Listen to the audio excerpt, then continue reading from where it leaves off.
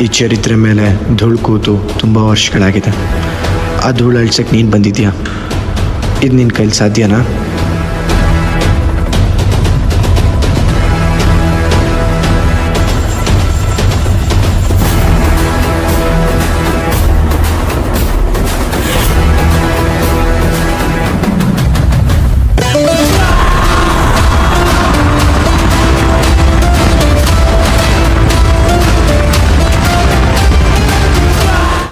ಇವನನ್ನು ಉಳಿಸ್ಕೊಂಡಿದ್ದಾರೆ ಅಂದರೆ ಯಾವುದೋ ದೊಡ್ಡ ಹಬ್ಬನೇ ಇರಬೇಕು.